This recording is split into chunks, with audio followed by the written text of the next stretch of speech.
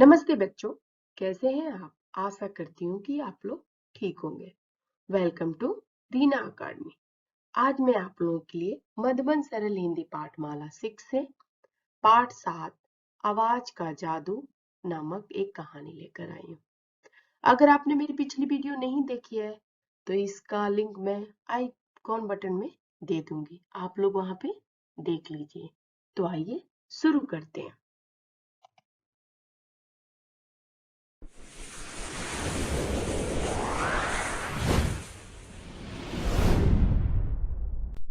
पाठ 7 आवाज का जादू। जहाँ चाह वहाँ राह, कितना बड़ा सच छिपा है इसमें।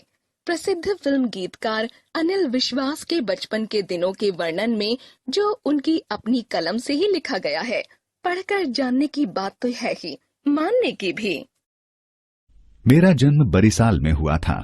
मैं 4 साल की उम्र से ही तबला बजाने लगा। माँ नियमित रूप से पूजा करती और भजन गाती थीं, तो मिट्टी से बना एक खास तरह का बाजा खोल मैं ही बजाता था। मेरी माँ की संगीत में बेहद रुचि थी। लाल मोहन गोस्वामी उन्हें संगीत सिखाने हमारे घर आया करते थे। उनके भजन सुनते सुनते ही मैंने संगीत सीख लिया। बचपन में मैंने शैतानियां भी बहुत की। खासकर अमावस की रात हमारे लिए शैतानियों की रात होती थी। हमारी टोली दिन में टोह लेती थी कि किसके बगीचे में फल ज्यादा हैं, फिर रात में सब मिलकर वहां धावा बोलते थे। 11 साल की उम्र में ही मैं क्रांतिकारियों के संपर्क में आ गया था। क्रांतिकारी दल में सक्रिय रहने के साथ साथ पढ़ाई में भी अव्वल रहता था। क्रांतिकारियों का साथ देने के कारण जब पुलिस बहुत तंग करने लगी तो एक दिन मैं घर से भाग निकला। पास में थोड़े से पैसे थे। भूख से लड़ना कठिन होने पर 1 पैसे के मुरमुरे लेकर पानी पी लेता था। कई दिन इसी तरह गुजारे। आखिर हालत यह हुई कि जेब एकदम खाली हो गई। एक दिन कोलकाता में भटकते हुए एक ढाबे के सामने जा खड़ा हुआ।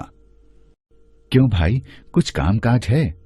पूछने पर ढाबे के मालिक ने मुझे सिर से पांव तक देखा। कुछ हैरान होकर बताया, काम काज तो है, तुम करोगे? मैंने सिर हिलाया, हां करूंगा।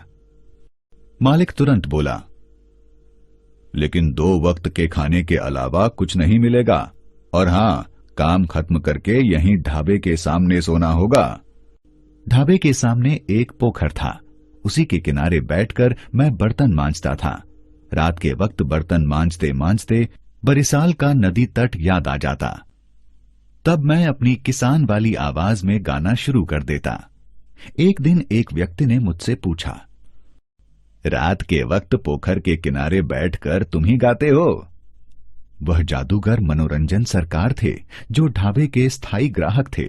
उन्होंने बताया, मेरे एक मित्र हैं, सामने वाली कोठी में रहते हैं। वही पूछ रहे थे, कह रहे थे कि कोई लड़का वहां बहुत उदास स्वर में गाता रहता है। वे तुम्हारा गाना सुनने के लिए रोज बरामदे में कुर्सी डालकर बैठ जाते हैं। एक दिन खाना खाने के बाद मनोरंजन बाबू ने पूछा, एक महफिल होने वाली है अनिल, वहां चलोगे मेरे साथ? मैंने कहा, चलना तो चाहता हूं, मगर मेरे पास धोती कुर्ता नहीं है, चप्पल भी नहीं है। आखिर मैंने अपनी बनियान को साबुन से रगड़ रगड़ कर धोया, अपने मित्र पन्ना से धोती कुर्ता मांगा और नंगे पांव चल पड़ा मनोरंजन सरकार के साथ। महफिल थी राय बहादुर अघोरनाथ अधिकारी के घर पर। वे उन दिनों बंगाल में स्कूलों के महानिरीक्षक थे। वहां पहुंचते ही मेरे मुंह से निकला, बाप रे बाप, लगता है किसी राजा महाराजा का महल है। अंदर का दृश्य एकदम अद्भुत था। विमल चटर्जी नाम के एक सज्जन गाना गा रहे थे। उनका गाना समाप्त होते ही मनोरंजन सरकार ने अधिकारी जी को बताया, साहब, इस लड़के का नाम अनिल विश्वास है। यह लड़का बहुत अच्छा गाता है। मुझे अपना आत्मविश्वास डगमगाता दिखाई दिया, मगर चारों तरफ से हो जाए की फरमाइश के बाद गाना गाने के सिवाय कोई और चारा नहीं बचा। जितने देवी देवताओं का स्मरण कर सकता था, सबको मन ही मन मैंने प्रणाम किया और मां काली का गुणगान करता एक भजन गाना शुरू कर दिया। फिर एक और भजन गाया। इसका अनोखा असर हुआ। भजन पूरा होते ही जतीन्द्र मोहन महाशय ने मुझे गले लगा लिया। कुछ देर बाद खाना परोसा गया। बड़ी सी थाली में 36 प्रकार के व्यंजन। मेरी समझ में नहीं आ रहा था कि मैं क्या खाऊं और क्या नहीं।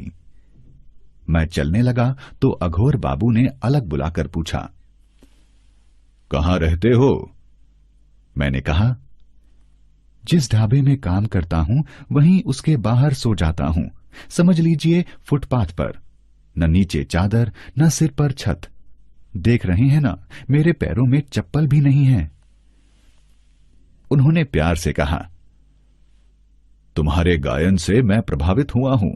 तुम ऐसा करो, हमारे घर आ जाओ। ऊपर बरसाती में तुम्हारे रहने की व्यवस्था कर दूंगा।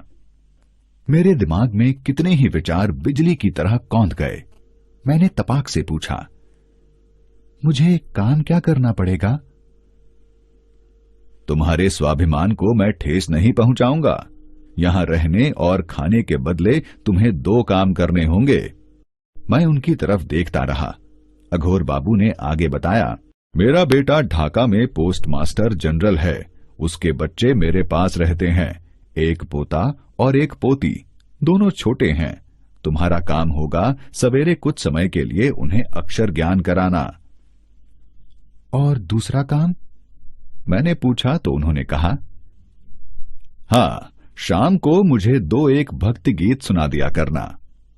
फिर प्यार से मेरे सिर पर हाथ रखते हुए मनोरंजन बाबू से बोले, उस ढाबे के मालिक को बता देना कि कल से यह लड़का ढाबे में काम नहीं करेगा। लेखक अनिल विश्वास।